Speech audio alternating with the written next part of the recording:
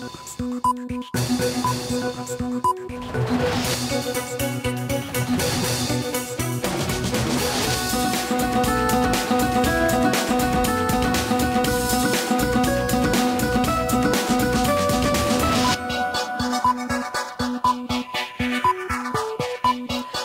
স্বাগত দুপুরের মাছরাঙা সংবাদে। আপনাদের সঙ্গে আছি নাবিলা ফেরদৌস। শুরুতে গার্ডিয়ান লাইফ ইন্স্যুরেন্স সংবাদ শিরোনাম। কারোর সঙ্গে যুদ্ধ নয়, আক্রান্ত হলে প্রতিহত করতে সব বাহিনীকে প্রস্তুত থাকতে হবে, এসএসএফ এর প্রতিষ্ঠা বার্ষিকীর অনুষ্ঠানে বললেন প্রধানমন্ত্রী। যাত্রীদের সুবিধায় শাহজালাল বিমানবন্দর থেকে বিমানবন্দর রেল স্টেশন পর্যন্ত চালু হচ্ছে বিশেষ শাটল বাস সার্ভিস, চলবে 24 ঘণ্টা। নদী, খাল দখল ও পাহাড় টিলা কাটার কারণে সিলেটে ভয়াবহ রূপ নিচ্ছে বন্যা। কাজে আসছে না জলাবদ্ধতা ও বন্যা নিয়ন্ত্রণ প্রকল্প। এবার বিস্তারিত সংবাদ। দক্ষিণ এশিয়া বাংলাদেশের অবস্থান সবচেয়ে গুরুত্বপূর্ণ উল্লেখ করে প্রধানমন্ত্রী শেখ হাসিনা বলেছেন, সরকার চায় না কারোর সাথে যুদ্ধ করতে, তবে আক্রান্ত হলে তা প্রতিহত করার জন্য সব বাহিনীকে প্রস্তুত থাকতে হবে। সকালে স্পেশাল সিকিউরিটি ফোর্স বা এসএসএফ এর প্রতিষ্ঠা বার্ষিকী অনুষ্ঠানে তিনি এসব কথা বলেন।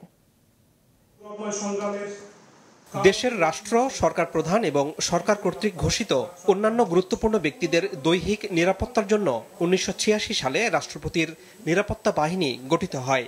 পরবর্তীতে এই বাহিনীকে স্পেশাল সিকিউরিটি ফোর্স বা এসএসএফ হিসেবে নতুন নামকরণ করা হয়।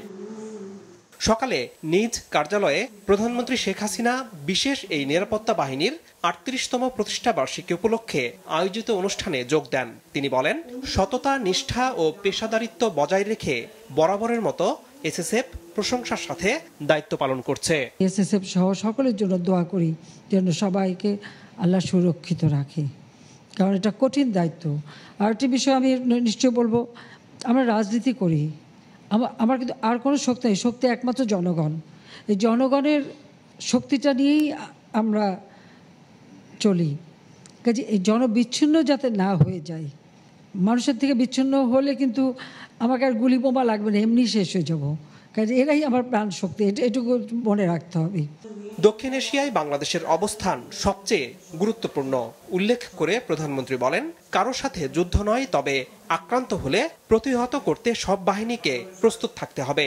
যে কোনোভাবে হোক বহিঃশত্রুর আক্রমণ থেকে দেশকে রক্ষা করা, নিজেদের রক্ষা করা। আমরা কারোর সাথে যুদ্ধ করতে যাব না, কিন্তু আক্রান্ত হলে যেন নিজের দেশের স্বাধীনতা, সার্বভৌমত্ব রক্ষা করতে পারি, সেইভাবেই আমাদেরকে প্রস্তুতি নিতে হবে, সেইভাবে আমাদের থাকতে হবে। সেই দিকে লক্ষ্য রেখেই কিন্তু আমাদের সকল পদক্ষেপ আমরা নিয়েছি।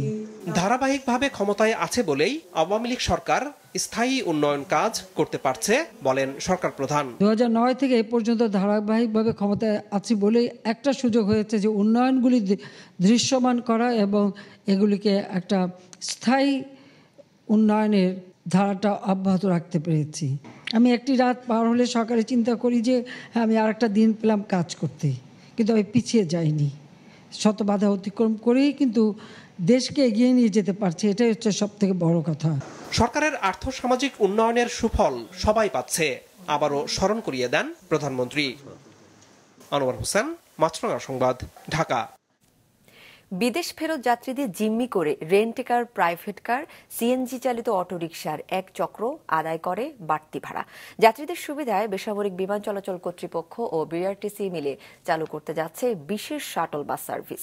বিমানবন্দর থেকে এয়ারপোর্ট রেল স্টেশন পর্যন্ত 24 ঘণ্টা চলাচলকারী এই বাস সার্ভিস আজ উদ্বোধন করা হয়। ঢাকার হযরত শাহজালাল আন্তর্জাতিক বিমানবন্দরে দেখা যায় অনেকেই কাঁধে বা মাথায় করে বড় বড় ব্যাগ বয়ে নিয়ে যাচ্ছে। কেউ বাসে উঠবেন, কেউ সামনের স্টেশন থেকে ট্রেনে চেপে গ্রামে ফিরবেন। দীর্ঘ পথ পাড়ি দিয়ে দেশে ফেরার পর আবার এই লাগেজ বয়ে নেওয়াটা অমানবিক, তারপরও করতে হচ্ছে। বিমানবন্দর থেকে রেল স্টেশন যেমন 2 মিনিটের রাস্তা, এখানে 500 টাকা চাইতেছে। 2 নম্বর টার্মিনাল থেকে বিমানবন্দর রেল স্টেশনের দূরত্ব 1.3 কিলোমিটার। এই সামান্য দূরত্বের ভাড়া সত্যি কি 500 টাকা? বিমানবন্দরের ভেতরে বেশ কয়েকটি রেন্টেকার ব্যবসা প্রতিষ্ঠান রয়েছে, কেন তারা এত বেশি ভাড়া চায়? রেল স্টেশন গেলে আমাদের ড্রপটি তখন জসীমউদ্দি ইউটার্ন নিয়ে সোজা, তার আমাদের রাস্তা বন্ধ, জসীমউদ্দি ইউটার্ন নিয়ে আমরা 400। আমাদের ওয়ান ওয়ে সার্ভিস, আর উবারও ওখান থেকে টিপ পাবে, আমাদের পার্কিং চার্জ আছে। বেসামরিক বিমান চলাচল কর্তৃপক্ষের চেয়ারম্যান মঙ্গলবার এক অনুষ্ঠানে বাড়তি ভাড়া আদায়ের প্রমাণ পেলে লাইসেন্স বাতিলের হুমকি দেন। আমাদেরকে যদি কেউ অবহিত করে তাহলে আমরা তাদেরকে লাইসেন্স বাতিল করে তাদের এখান থেকে সরিয়ে দেওয়ার ব্যবস্থা আমরা করতে পারবো। যাত্রীদের যানবাহন সমস্যা দূর করতে বেসামরিক বিমান চলাচল কর্তৃপক্ষ বিআরটিসির সহায়তায় শাটল বাস সার্ভিস চালু করেছে।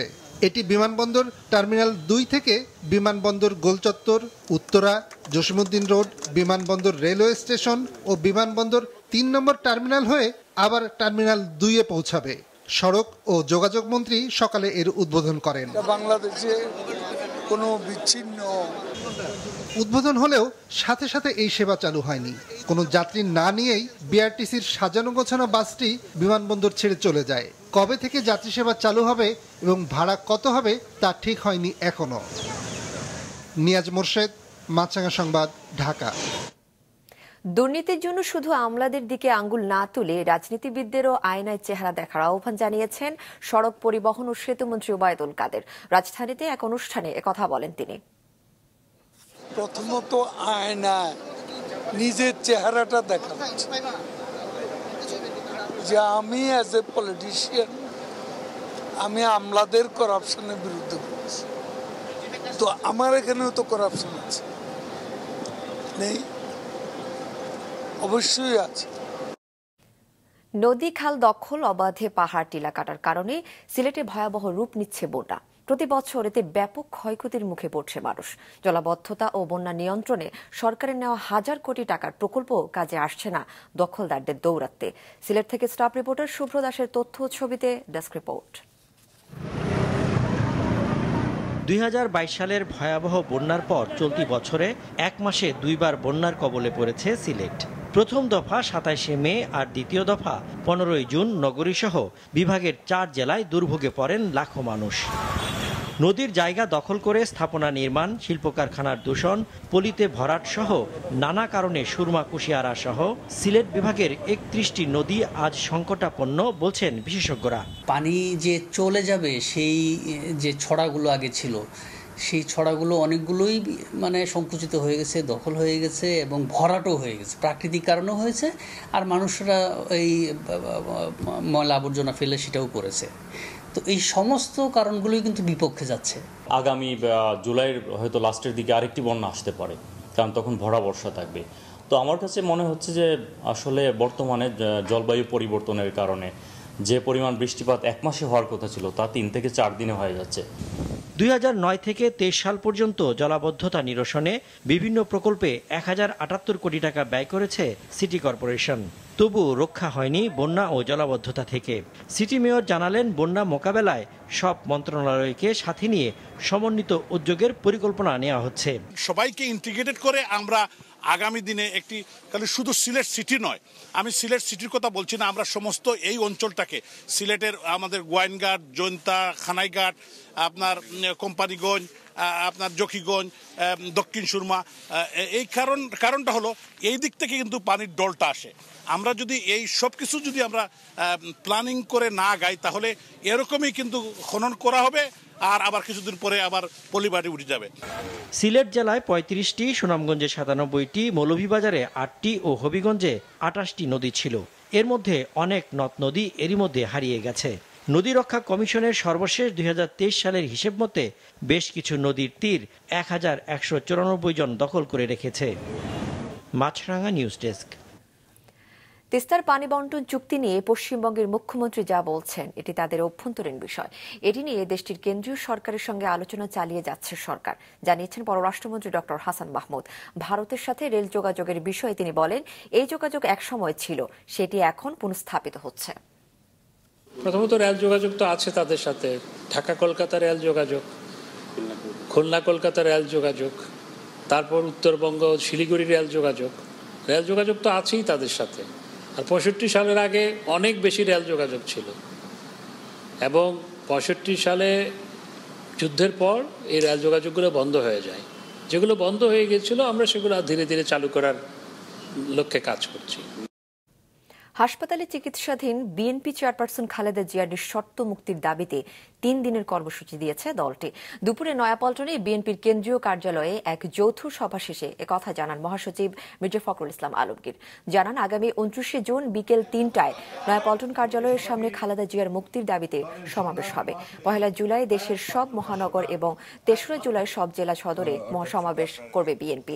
প্রতিহিংসার কারণে খালেদা জিয়াকে আটকে রাখা হয়েছে বলে অভিযোগ করেন বিএনপি মহাসচিব।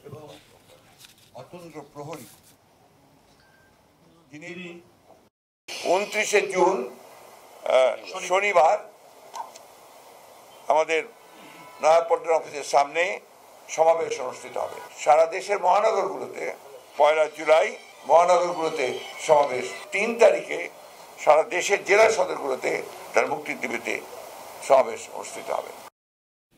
সিন্ডিকেট কিংবা কোনো কারসাজির মাধ্যমে দ্রব্যমূল্য বাড়ানোর কোনো সুযোগ নেই। কেউ সেটি করলে মন্ত্রণালয় বসে থাকবে না বলে জানিয়েছেন বাণিজ্য প্রতিমন্ত্রী আহসানুল হক টিটু। সকালে সচিবালয়ের বিডিএস সেন্টারে বাংলাদেশ সেক্রেটারিয়েট রিপোর্টার্স ফোরাম আয়োজিত বিএসআরএফ সংলাপ অনুষ্ঠানে একথা বলেন তিনি। বাজারের সাপ্লাই চেনটা যেন স্থিতিশীল থাকে, কোনো ব্যক্তি বা গোষ্ঠীর হাতে যেন কোনোভাবে বাজারের নিয়ন্ত্রণ না চলে যায়। বাজারের স্বাভাবিক যে গতি, যেটাকে আমরা বলি প্রাইসিং মেকানিজম, যে ডিমান্ড এবং সাপ্লাইয়ের মাধ্যমেই জানি মূল্য নির্ধারণ হয়, তো সেই জিনিসটা আমরা সচেষ্ট থাকি সবসময়। চট্টগ্রাম মহানগরীর ছোট বড় 26টি পাহাড়ে মৃত্যু ঝুঁকি নিয়ে বসবাস নিম্ন আয়ের লক্ষাধিক মানুষের। বর্ষা এলে এবারে পাহাড় ধসে প্রাণহানির শঙ্কা। পাহাড়ে বসবাসকারীদের স্থায়ীভাবে সরাতে ও দখলদারদের বিরুদ্ধে ব্যবস্থা নিতে সমন্বিত উদ্যোগের পরামর্শ সংশ্লিষ্টদের। আব্দুল রাকিবের রিপোর্ট, ক্যামেরার সাথে ছিলেন সঞ্জীব দে। সীমিত আয়, তাই স্বল্প খরচে চট্টগ্রামের পাহাড়গুলোতেই ঠাঁই নেন শ্রমজীবী মানুষগুলো। পরিবার নিয়ে ঝুঁকিপূর্ণভাবে পাহাড় কেটে করা বসতিতেই বছরের পর বছর থাকছেন তারা। অবৈধভাবে নেওয়া বিদ্যুৎ, পানি, গ্যাসের সুবিধা আছে এসব বসতিতে। চলাচলের জন্য আছে সড়কও। 2-3 হাজার টাকা দিয়ে বাইরে গিয়ে ঘর ভাড়া নিয়ে থাকতে পারে না, ওদের ওই আবাসপত্র নাই যে মানুষ ঘর ভাড়া দেয়, তো ওরা এখানে ওই জন্য থাকতে বাধ্য হচ্ছে। যারা আসাম বিষয়তে ঢুকি, যারা গরিব, তারা এখানে বসবাস করতেছে, এখানে তার মানুষ আর কেউ আসে এখানে তো ইয়ে করতেছে না। বর্ষা এলেই বাড়ে প্রশাসনের তৎপরতা। উচ্ছেদের চেয়ে সতর্ক করতেই বেশি আগ্রহী তারা। চট্টগ্রামের পাহাড় ব্যবস্থাপনা কমিটির হিসেব বলছে, গেল 1 বছরে জেলা প্রশাসনের 51টি অভিযানে উচ্ছেদ করা গেছে মাত্র 11টি পরিবারকে। অথচ নগরীর 26টি পাহাড়ে বসবাস করছে 6,500-এর বেশি পরিবার। প্রশ্ন উঠেছে, ঝুঁকিপূর্ণ পাহাড় থেকে স্থায়ীভাবে বসতি সরানো যাচ্ছে না কেন? পাহাড়গুলোর মালিকানা বিভিন্ন দপ্তর সংস্থার, তারা যদি ফেন্সিং করে রাখেন, সীমানা প্রাচীর দিয়ে রাখেন, তাহলে নতুন করে কেউ সেখানে স্থাপনা নির্মাণ করতে পারবে না। স্থানীয় অনেকের অভিযোগ, বিভিন্ন সংস্থা ও ব্যক্তি মালিকানাধীন এসব পাহাড়ে বসতি স্থাপনে প্রত্যক্ষ মদত দেন এলাকার জনপ্রতিনিধিরা। আমরা দেখেছি যে এখানে অনেকেই সম্পৃক্ত রয়েছেন এবং তাদের বিরুদ্ধে আমরা 2-1 বিরুদ্ধে আইনগত ব্যবস্থা নিয়েছে। পরিবেশ অধিদপ্তর মামলা করেছে। পরিবেশ আন্দোলন কর্মী ও নগরবিদেরা বলছেন, উচ্ছেদ আর সতর্ক করে এই সংকট সমাধান করা সম্ভব না। পাহাড়ে বসবাসরতদের স্থায়ীভাবে সরাতে জরুরি সমন্বিত উদ্যোগ। অবশ্যই সরকারি সভা সংস্থাগুলোর সমন্বয়, দৃঢ় সমন্বয় দরকার এবং কার্যকর সমন্বয় দরকার, শুধু লোক দেখানো নয়। পরিকল্পিত পুনর্বাসনের ব্যবস্থা করতে হবে পাহাড়ে বসবাসকারী এই অবৈধ যারা বাসিন্দা রয়েছে তাদের জন্য, এবং যারা পাহাড়ে অবৈধ বিদ্যুৎ সংযোগ, গ্যাস সংযোগ ও পানির সংযোগ থেকে শুরু করে অন্যান্য সুযোগ সুবিধা দিচ্ছে তাদেরকে আইনের আওতায় আনতে হবে। সরকারি হিসেবে গত 16 বছরে চট্টগ্রাম নগরীতে পাহাড় ধসে প্রাণ হারিয়েছেন 191 জন। এই পুরো সময় জুড়ে প্রশাসনের মৌসুমী সতর্কতা আর উচ্ছেদের পরেও অবস্থার পরিবর্তন হয়নি। আব্দুল্লাহ রাকিব, মাছরাঙা সংবাদ, চট্টগ্রাম। বগুড়া জেলা কারাগারের ছাদ ফুটো করে 4 ফাঁসির আসামি পালানোর ঘটনা ঘটেছে। পরে তাদেরকে গ্রেফতার করা হলেও এই ঘটনায় কারা কর্তৃপক্ষের গাফিলতি এবং কারাগারের নিরাপত্তা ব্যবস্থায় ত্রুটির অভিযোগ উঠেছে। বগুড়া প্রতিনিধি খোরশেদ আলমের পাঠানো তথ্য ছবিতে ডেস্ক রিপোর্ট। উঁচু প্রাচীর ঘেরা কারাগারের লোহার গরাদ আর দরজা জানালাবিহীন কন্ডেম সেল বাঁধা হলেও পালানোর অন্য কৌশল নিয়েছে মৃত্যুদণ্ডাদেশপ্রাপ্ত আসামি কুড়িগ্রামের নজরুল ইসলাম, নরসিংদীর মোহাম্মদ আমির হামজা এবং বগুড়ার মোহাম্মদ জাকারিয়া ও ফরিদ শেখ। গতকাল গভীর রাতে কারাগারের ছাদ ফুটো করে প্রাচীর টপকে বাইরে বেরিয়ে আসে তারা। পরে ভোরে তাদের কারাগারের আশেপাশ থেকে আটক করে নেওয়া হয় গোয়েন্দা শাখার হেফাজতে। এ নিয়ে সকালে সংবাদ সম্মেলন করেন পুলিশ সুপার।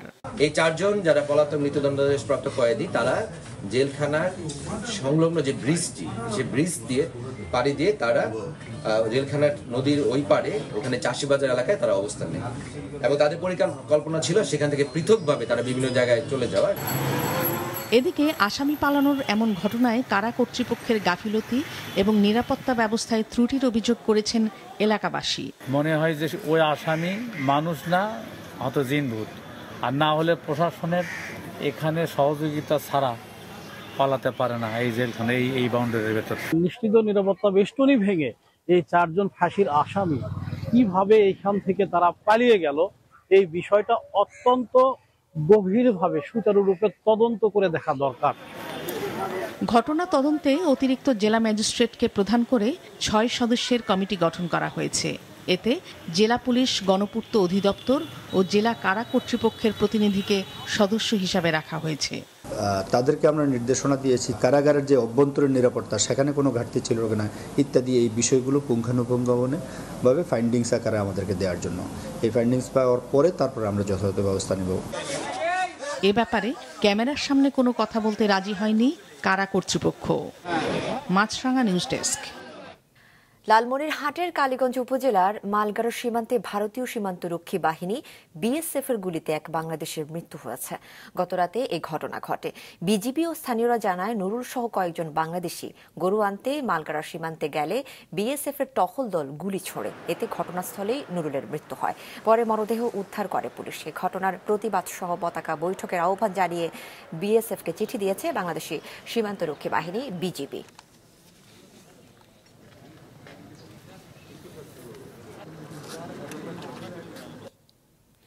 সাবেক সেনাপ্রধান অবসরপ্রাপ্ত জেনারেল আজিজ আহমেদের বিরুদ্ধে মার্কিন পররাষ্ট্র দপ্তরের নিষেধাজ্ঞা নিয়ে মুখ খুলেছে দেশটির প্রতিরক্ষা দপ্তর।